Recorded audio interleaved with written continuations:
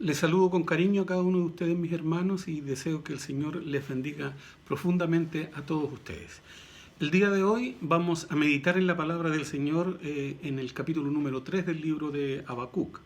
Vamos a estar especialmente en un pasaje que ya fue citado en la escuela dominical de esta mañana y que vamos a seguir en él para poder extraer también de ella el mensaje que el Señor nos tiene para esta tarde. Les invito a orar. Amado Dios, rogamos que en esta hora tú estés junto a nosotros para conducirnos y guiarnos a través de tu palabra, para no incurrir en errores, Señor, para poder extraer de ella el alimento que necesitamos a diario, para que tú, Señor, te manifiestes a través de tu palabra, Señor, en cómo y qué es lo que nosotros debemos hacer en este día. Padre Celestial, bendice a tu iglesia, atiéndela, Señor, recurre a ella, Padre Celestial, para otorgarle lo que necesita, Señor, para su existencia y para el cumplimiento de las metas y lo que tú le has puesto en responsabilidad sobre esta tierra. Te rogamos en el nombre de Jesús, nuestro amado y bendito Salvador. Amén. El libro de Habacuc es un libro de 3 capítulos que tiene una organización bastante marcada en su composición, en su estructura. Los primeros 2 capítulos de Habacuc nos dan el testimonio donde está el proceso de preguntas y respuestas entre el profeta y Dios. Y ahora acá en el capítulo número 3, donde ya Dios le ha contestado a Habacuc, el profeta trae una oración para cerrar el libro, por decir así, para cerrar esta conversación con Dios. Dígase además de eso que es aquí precisamente en este capítulo donde nos encontramos con aquel pasaje que muchas veces lo citamos cuando hablamos sobre avivamiento en la iglesia. Quizás este es el pasaje más recurrente sobre eso. Y además de eso también cuando leyendo un comentario que hace Spurgeon sobre el libro de Habacuc, entendiendo de que el capítulo número 3 es una oración, y siendo una oración está elaborada de forma poética, es parte de una expresión poética y probablemente para ser cantada incluso, Spurgeon también elabora una oración que es bastante elocuente y que a mí me gustó mucho, y por eso mismo es que quiero citárselas a ustedes. Spurgeon dice de la siguiente manera: oh Dios, ten misericordia sobre tu pobre iglesia y visítala y avívala. Ella tiene pocas fuerzas, ella tiene el deseo de guardar tu palabra. Oh, refréscala, restáurale tu poder y dale aún el ser grande en esta tierra. Hay alguna curiosidad con la cual yo quiero iniciar también a modo de introducción de la predicación de hoy día, y es la palabra Selah. La palabra Selah sale en la Biblia 71 veces, y esas 71 veces se distribuyen en algunos de los salmos.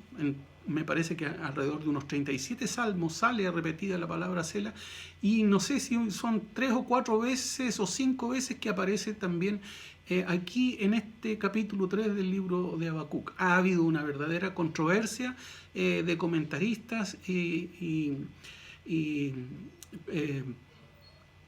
estudiosos bíblicos para poder definir qué es lo que verdaderamente la palabra Selah qué es lo que significa, y no han encontrado verdaderamente una traducción que deje conforme y que sea concluyente. La mayoría establecen de que es una expresión para decir deténgase y ponga cuidado, que se haga una detención y que se reflexione sobre eso. Y cuando uno lee en qué posición está puesta en todos los textos donde aparece, para pensar en esa idea de que hay una indicación del escritor para que se ponga un alto, para que se reflexione, para que se haga un pare reflexivo. Pero también hay otros que piensan que la expresión Sela es una expresión de orden musical y estaría de acorde al hecho de que aparezca precisamente en aquellos salmos donde se menciona las indicaciones que debe seguir el director del coro musical sobre lo que tiene que hacer cuando realiza esta alabanza. Y ocurre también acá en el libro de Habacuc.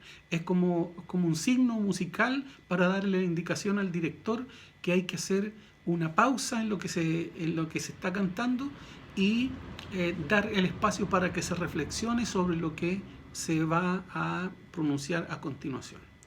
Pero en definitiva no hay una idea concluyente sobre esto.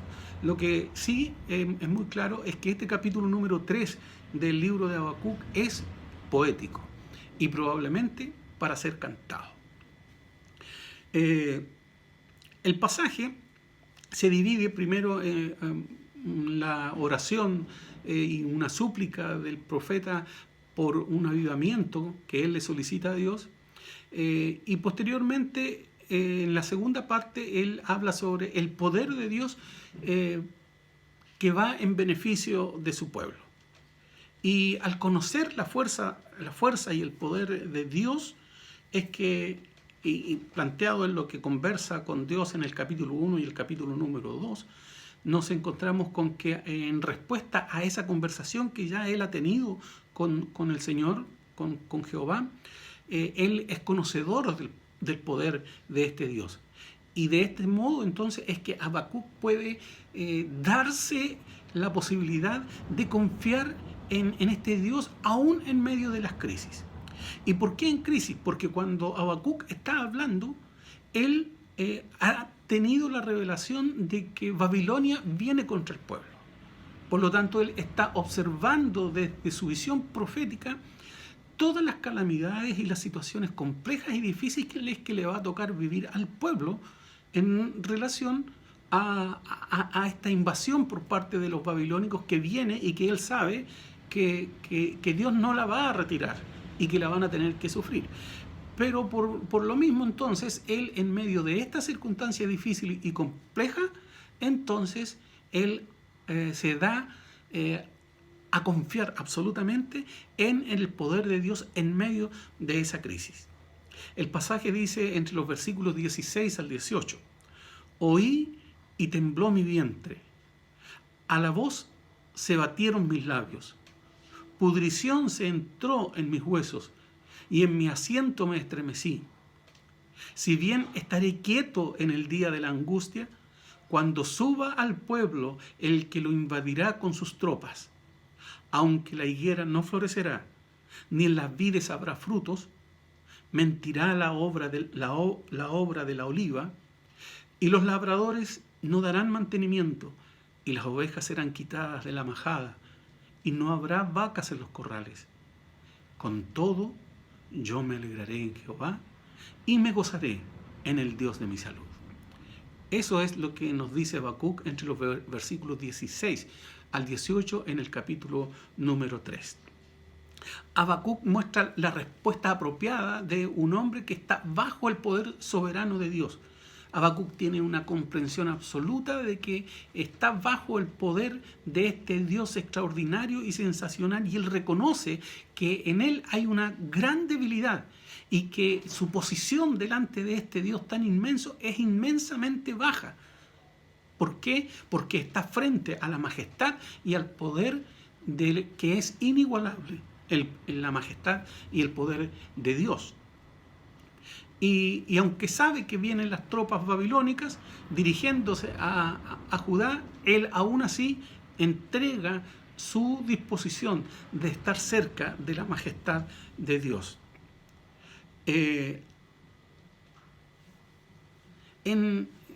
casi una verdadera visión que está teniendo Habacuc al ver al país, a los judíos, desolados, abatidos, quizá debido precisamente al ejército de Babilonia que viene, o quizá por una calamidad natural, porque literalmente el profeta no lo dice, no hay una expresión clara. Y hay argumentos para que históricamente, tratando de situar en el tiempo la revelación que obtiene Habacuc, está cerca del tiempo en que los babilonios vienen hacia Israel.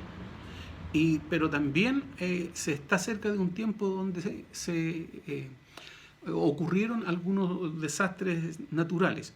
Uno u otro, lo cierto es que Habacuc en su visión ve a su nación asolada, destruida, muy complicada.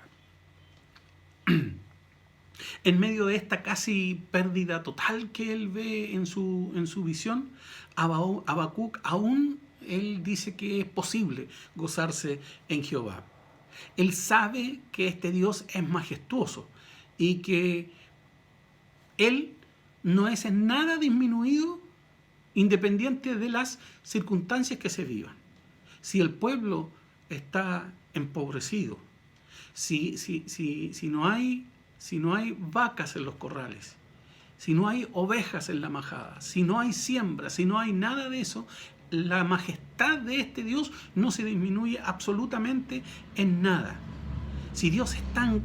Esto iría en contra de aquellos pensamientos que muchas veces le vienen incluso a los hijos de Dios. ¿Ah? Si yo soy un hijo de Dios, ¿por qué tengo que sufrir esto? ¿Por qué tengo que vivir una circunstancia como esta? Y a lo mejor no sería raro que algún hijo de Dios en estos días en que hemos estado hacinados haya pensado, si yo soy un hijo de Dios, ¿por qué tenemos que vivir nosotros esta situación? Bueno, Habacuc a esta respuesta, él sabía que esta no era una pregunta errónea, equivocada y una actitud equivocada en dirección a Dios. En lugar de él, entonces, él dice, yo sé que tú eres fuerte, que eres poderoso. Y si estamos en circunstancias desoladoras, es porque lo merecemos. Y aún así, en medio de eso, yo te alabaré y me gozaré en ti. Y esa es la actitud que nosotros debiéramos tener en medio de esta situación. Que aún cuando esto me ocurriese directamente a mí, entonces yo me gozaré y te alabaré. Fíjese en la circunstancia tan compleja que tuvimos que vivir con respecto al hermano Roberto. ¿Habrá pasado por la mente de alguno de nosotros eso? A lo mejor. Pero si así hubiera sido, espero que ahora todos nosotros, después de ver el resultado, que es más fácil para nosotros asimilarlo así, pero sería bueno que se diera mucho antes, decir, el Señor debe ser alabado. Aún yo te alabaré y me gozaré en ti. Roberto está mejor. Me alegraré en Jehová, me gozaré en el Dios de mi salvación. En medio de las circunstancias desoladoras, como las que él acaba de describir, Habacuc no podía encontrar alegría, al parecer. Aunque la higuera, dice, las vides, los labradores, las ovejas, las vacas no estén en el corral, él aún así se puede alegrar en Dios. ¿Por qué? Porque nosotros sabemos que vivimos para un Dios que nunca cambia, que es inmutable. Habacuc no solamente practicó una manera de pensar positiva y sacó la idea de la higuera estéril o de los establos del ganado que estaban absolutamente vacíos simplemente para quedarse pegado en eso. Él vio esos problemas por lo que eran y recordó que Dios era más grande que todas esas dificultades, que Dios estaba por encima de todos los problemas que podía tener. Hay una ilustración que habla sobre este pasaje de la palabra del Señor y que trae a la memoria una experiencia de Benjamin Franklin. Benjamin Franklin fue un hombre de muchos saberes. Generalmente uno aprende sobre algo y eso es su dirección de conocimiento, preferentemente. Pero hay algunos a quienes se les llama polímatas. Polímatas es una persona que tiene capacidad de aprender mucho sobre diversos campos, sobre campos muy, muy distintos. Y Benjamin Franklin era así porque él fue un gran político norteamericano, fue científico, fue inventor estadounidense, era una personalidad, incluso fue por sus cualidades enviado a ser embajador de Estados Unidos en otros lados. Pero ¿qué es lo que quiero citar de Benjamin Franklin? Es que la verdad es que al parecer él no era cristiano, pero tenía mucho respeto por la Biblia y consideraba mucho la Biblia. Y estando con personas que despreciaban la Biblia, la verdad. Despreciaban la Biblia, y cuando él citaba la Biblia, ellos no querían saber nada de ella y abiertamente le manifestaban su incomodidad sobre eso. Todos eran hombres muy educados. Y en una oportunidad en que él estaba en París, en Francia, una tarde, entendiendo de que los demás todos sabían de su afición por la Biblia, se encuentran en la siguiente circunstancia. Llega él donde estaban ellos y dijo que él tenía un manuscrito y un documento que les quería leer y que para él era muy importante. Y él toma este pasaje que lo traía escrito a mano en una hoja y les lee esto de Habacuc 3, 17 al 19. Cuando las personas lo oyeron, lo encontraron verdaderamente extraordinario y le pidieron de dónde podían ellos sacar copia. ¡Qué poema tan magnífico! Todos alabaron el poema que traía Benjamin Franklin. Y después de esto, cuando le preguntan de dónde procede, entonces Benjamin Franklin les dice que solamente vieran el capítulo número 3 del libro de Habacuc. Finalmente, en el versículo 19, el último versículo del capítulo, nos encontramos en esta circunstancia en que Habacuc puede confiar y depositar absolutamente toda su confianza en el poder de Dios. Y esa es la invitación de hoy, a que nosotros, en medio del apremio en el que estamos, de la circunstancia que nos ha hecho vivir de manera distinta, de que nos ha obligado a distanciarnos corporalmente, no dejemos de pensar jamás en que debemos confiar absolutamente en el poder de Dios, en la fuerza de Dios. Dios está sobre todo esto. Dios controla absolutamente todo esto, aún a pesar de mi disgusto, pero Dios controla absolutamente todo esto. Y él lo dice aquí a Habacuc: Jehová el Señor es mi fortaleza. Habacuc no puede adecuadamente orar esto después de que tiene una oración de fe en los versículos anteriores, sin reconocer que hay una inmensa potencia de parte de Dios que está a su favor. Él declara que su fuerza no estaba en la higuera, que la fuerza suya no estaba en los viñedos, que su fuerza no manaba de los campos ni de las ovejas que estaban en la majada. No descansaba su poder en la posesión de ganado. Es decir, él entendía de que su poder no podía descansar en las cosas materiales que se poseen. Él solamente en Jehová descansa su fortaleza. Desde ahí viene su fortaleza. Por lo tanto,